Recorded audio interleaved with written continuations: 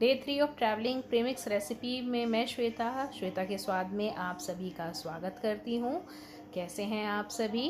तो मेरा ये प्रीमिक्स का सीरीज़ चल रहा है, 7 डे सीरीज़ है। तो आज 3rd डे में मैं ये उपमा प्रीमिक्स की रेसिपी आप लोगों के साथ शेयर कर रही हूँ।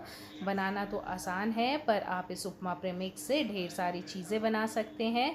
सिर्फ उपमा ही नहीं, आप रवा इडली, अप्पे, ये सारी चीज़ें बना सकते हैं। तो चलिए देर न करते हुए इस प्रीमिक्स को हम तैयार करते हैं। यहाँ पे मैंने सारी चीज़ों को ले लिया है। यहाँ पे मैंने हरे मिर्च, अदरक और मूंगफली और कैश्यू नट, धनिया पत्ता और 1 कटोरी मैंने यहाँ पर सूजी ली है। कटोरी कप जो भी है आप उसे सेट कर सकते हैं। तो चलिए अब यहाँ पे पैन हम चढ़ा लेते हैं। यहाँ पैन को गरम कर लेंगे और 2 टेबलस्पून के करीब मैंने यहाँ रिफाइंड ऑयल डाला है। जब ऑयल गरम हो जाएगा तो 1 चम्मच मैंने राई या सरसों, आपके पास जो भी हो वो डालें। जब अच्छे से राई सरसों चटक जाए तो 1 चम्मच चना दाल और 1 चम्मच उड़द दाल डाल दें और इसे अच्छे से हम भून लें। सबका हमें मॉइस्चर अच्छे से हटाना है। अब यहाँ पे मूंगफली और काजू को यहाँ हम भून लेंगे, जिससे उसमें एक अच्छा क्रंच और बाइट आए। बाइट और क्रंच आने का मतलब है कि इसका सारा मॉइस्चर ख़त्म हो जाए, क्योंकि ये प्रीमिक्स हमें रखना है, स्टोर करना है। थोड़ा भी अगर इसमें मॉइस्चर बचेगा तो यहाँ पे ये सारी चीज़ें ख़राब हो जाएंगी। अब इसमें हरी मिर्च, अदरक सब कुछ डाल दिया है और धनिया पत्ता डाल दिया है। इन सब का भी मॉइस्चर हमें एकदम हटाना है। इसी स्टेज पे आप करी पत्ता भी डाल सकते हैं। मेरे पास नहीं है करी पत्ता, इसीलिए मैंने यहाँ धनिया पत्ता डाला है। और करी पत्ता अगर आप डाल रहे हैं तो उसे भी अच्छा एकदम क्रिस्प होने तक हम यहाँ भून लेंगे। यहाँ सारी चीज़ें हमारे अच्छे से भून गई हैं और क्रिस्पी भी हो गई हैं। अब यहाँ हम अपने सूजी को डाल देंगे। सूजी को डाल के हमें सिर्फ 2 मिनट के लिए भूनना है। हमें ज़्यादा नहीं भूनना, हम ज़्यादा भूनेंगे तो इसका कलर भी चेंज हो जाएगा। बस हमें सूजी में भी इसका जो भी मॉइस्चर है, जो भी पानी है, बस सिर्फ हमें उतना ही भून के हटाना है।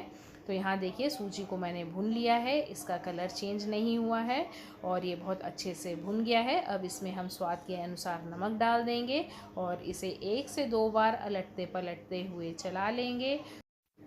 आपको देखने से ही पता चल रहा है कि अब सारी चीज़ें हमारे अच्छे से रेडी हो गई हैं, भुन भी गई हैं और अच्छे से मिक्स भी हो गई हैं। तो ये हमारा अब रेडी हो गया है ये उपमा प्रीमिक्स। देखिए एकदम कलर कितना अच्छा आया है। तो अब हम इसे बिल्कुल पूरी तरह से हम ठंडा कर लेंगे। इसे गैस पर से उतार लिया है और इसे चलाते हुए हम इसे ठंडा करेंगे और इसे एयर टाइट जार में हम इसे भर करके लगभग 15 से 20 दिन तक हम इसे स्टोर कर सकते हैं। ये जल्दी ख़राब नहीं होता है। आप इसे फ्रिज में अगर रखेंगे तो ये महीनों तक चल सकता है। इसी तरह से आप ढेर सारे प्रीमिक्स बना के स्टोर कर सकते हैं। और आप कहीं ट्रैवलिंग पे जा रहे हैं तो आप इसे अपने साथ ज़रूर रखें, क्योंकि ट्रैवलिंग में ये हमारा बहुत ही साथ देता है। हम लोग एक बार श्रीलंका घूमने गए थे और हमें खाने पीने की बहुत दिक्कत हुई, क्योंकि वेजिटेरियंस के लिए बाहर के कंट्री में बहुत मुश्किल है सरवाइव करना, क्योंकि बाहर हमेशा नॉनवेज मिलता है और हम कहीं खा नहीं पाते हैं। और हमारे पास कुछ इस तरह का इंस्टेंट प्रीमिक्स भी नहीं था। आज तो मार्केट में ढेर सारे प्रीमिक्स भी मिलते हैं, पर वो प्रीमिक्स में प्रिजर्वेटिव होता है। इस तरह से आप प्रिजर्वेटिव फ्री आप घर का प्रीमिक्स बना करके लेके जाएं। बस इस प्रीमिक्स में आप थोड़ा सा गर्म पानी मिलाएं, थोड़ा सा नींबू मिलाएं और इसे ढक करके 5 मिनट के लिए छोड़ दें। तो ये देखिए इंस्टेंट एकदम हमारा उपमा बन करके रेडी हो जाता है। यहाँ मैं यही सारा प्रोसेस कर रही हूँ। बस लिड लगा करके मैं इसे 5 से 7 मिनट के लिए छोड़ दूँगी और ये हमारा इंस्टेंट उपमा बन के तैयार हो जाएगा। इससे आप रवा इडली बनाएं, अप्पे बनाएं, कुछ भी बनाएं। आप एक प्रीमिक्स से ढेर सारी चीज़ें बना सकते हैं।